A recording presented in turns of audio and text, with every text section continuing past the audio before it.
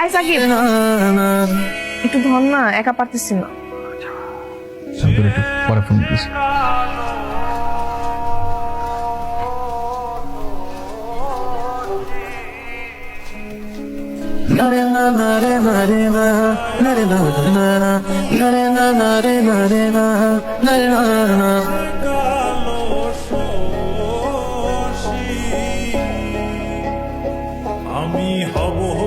ব্যাপার কি? আজকে সাকিব একটা চকলেটও নেয়নি। বিয়ের কথা শুনেও এত বদলে গেছে। বাবা, না জানি বিয়ে হলে কি করবে বেচারা।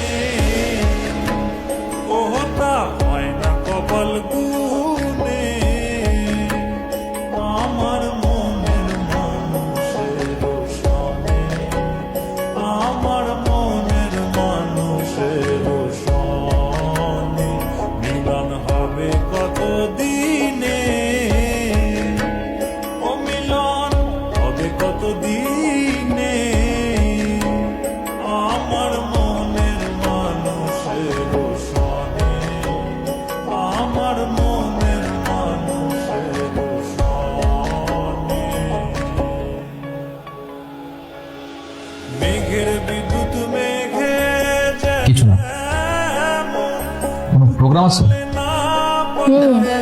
ভার্সিটিতে ফাল্গুনের প্রোগ্রাম আছে।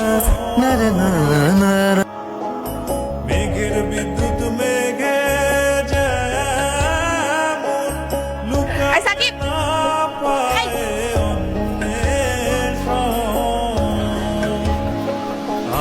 শোন না, আমাকে একটু ভার্সিটিতে নামিয়ে দেয় না, লেট হয়ে গেছে। রিক্সা দিয়ে গেলে আর বেশি লেট হয়ে যাবে।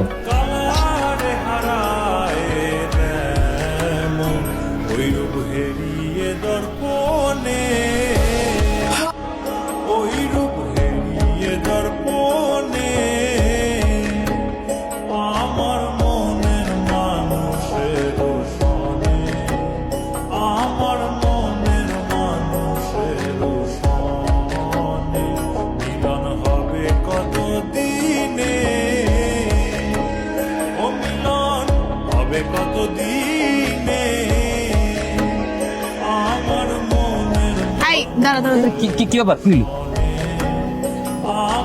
কি হলো?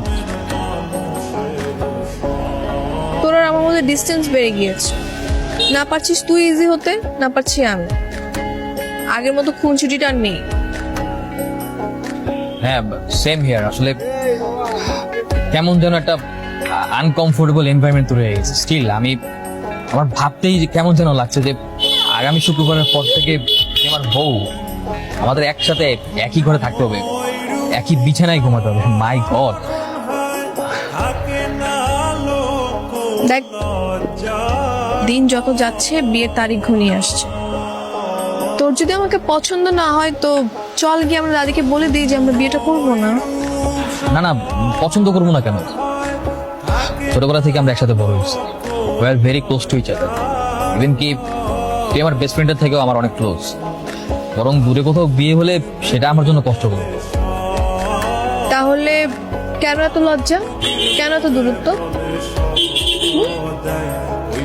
বিয়েটা যেহেতু করতেই হবে তোকে আমাকে, তো এনজয় দ্য মোমেন্ট। মানে পরিবারের চাপে পড়ে হোক আর যেভাবেই হোক, বিয়েটা তো করতেই হবে। তো এত দূরত্ব না রেখে আমাদের মনে হয় বিয়ের সময়টা উপভোগ করা উচিত। হ্যাঁ আসলে চল।